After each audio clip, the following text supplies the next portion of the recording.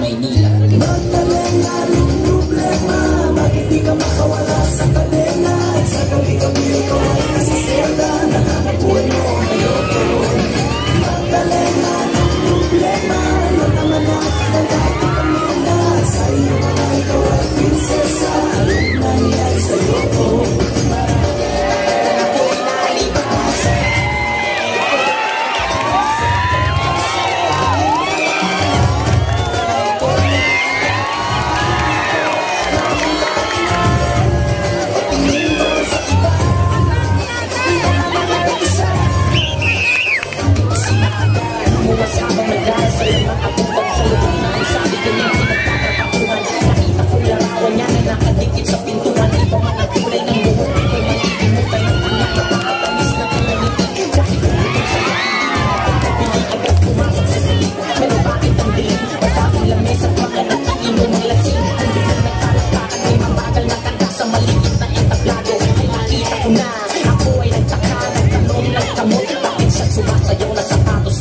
Ito'y kwento ng isang babae, tulog sa umaga, gising sa gabi.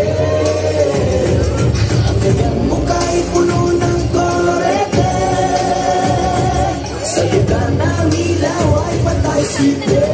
Ituloy natin ang istorya. Agad siyang sumama sa akin, walang nakabaka-baka. Ang gago niya sa akin ay nobyo, di nakataka-taka. Bumaba sa taxi, pinarap sa may Santa Mesa, parang ako'y bigas sa mga sumunod na eksena. Kung ito ay panaginip, ayoko nang magising. Ulit ako'y nanaginip, umaga na nang magising. Ang nakabutan ko lamang imis sobre sa labang. Diyang para sa akin na isiniblat niya magdamag. Kahit bulong-bulo ang isip, pinilit kong basahin, di malilimutan ng mga sinabi niya sa akin. Mahal ko Ernesto, alam kong bulog mo'y malalim. Di na ako nagpaalam, di na kita ginising. Salamat nga pala sa pasalubong mong halamay. At sa pinakamasayang gabi ng aking buhay, nung iniwan ko ang bayo natin, ang akala ko isang tunay na pag-ibig ang matatagpuan ko. Hinahanap kung saan-saan at kung kani-kanino, di ko inakalat. Ito ang kahahatungan ko, imbis na ako'y sagipin. Itinulak sa pangin, ito palang ibig sabihin. At aking sa patalino, kung mabaho sa ulit, kung makapikamutin. Kung hindi na masikmura ay ibali ng tingin. Kahit ako ay bayaran at kalagkain babaeng alam ang amoy ng laway ng iba't ibang lalaki. Isa lang ang kaya kong sa'yo'y magpagmalaki.